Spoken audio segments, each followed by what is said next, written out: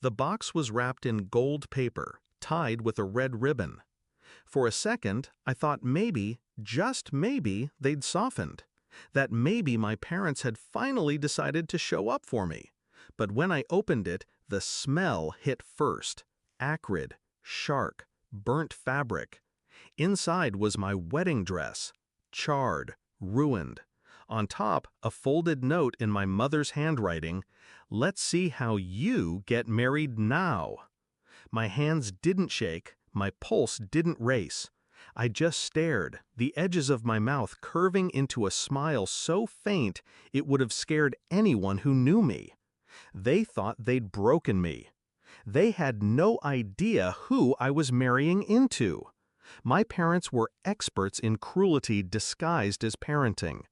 They raised me on comparisons, always less than, always second to Anna. My success was invisible, hers was worshipped. Love? Conditional. Affection? Transactional. Approval? Impossible. Still, I'd hoped that marriage, my marriage, would be the day they finally stood beside me. Instead, they booked flights to Hawaii on my wedding day. They didn't just abandon me, they mocked me with a gift soaked in malice. That was the final lesson. I owed them nothing. The truth is, I'd seen their resentment building for years. Every promotion, every step forward in my life, my parents twisted into a threat. They whispered that I was too independent, too arrogant, too much. When I met Daniel, they dismissed him before they knew him. They called him ordinary, unworthy. They never bothered to learn his last name, never noticed the quiet weight behind it. Goldsmith, old money, generational empire, billionaire legacy. But I never flaunted it. I didn't marry Daniel for wealth. I married him for the quiet strength in his eyes, the way he stood beside me without wavering.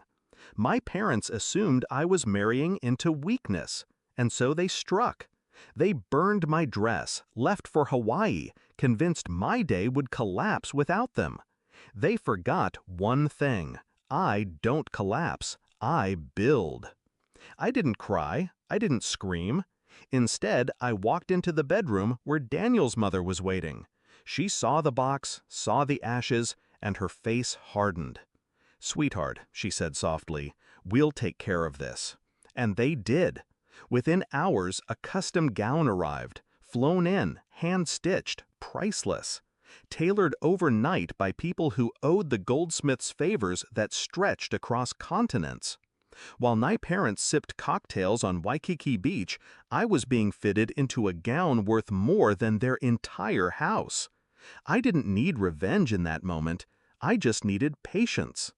The wedding was perfect, not because of the dress or the venue or the shimmering rings, but because I stood surrounded by people who chose me, who valued me, who didn't need to destroy me to feel powerful. Still, I knew what would sting my parents most. Not the ceremony itself, not my vows, but the image, the undeniable proof of what they'd underestimated and what they'd lost. So I waited, I posed, I smiled beneath chandeliers that cost more than my parents' yearly income. And the next morning, I posted the photographs.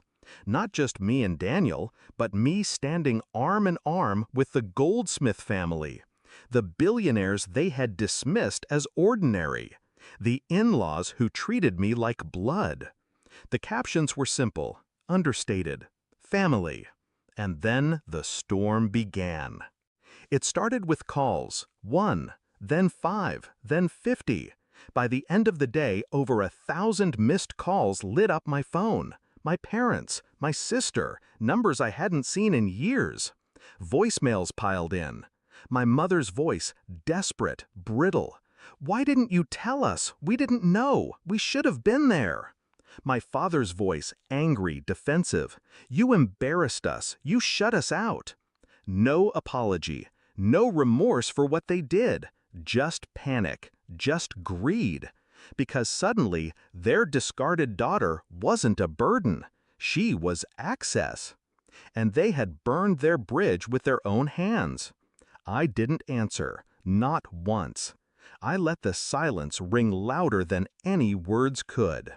Sometimes revenge isn't fire. It isn't destruction. It's revelation. It's letting someone see, in brutal clarity, that they no longer matter. My parents wanted me broken, dependent, small. Instead, I stood taller than I ever had, backed by a family they could never touch. They tried to humiliate me with ashes. I buried them with silence.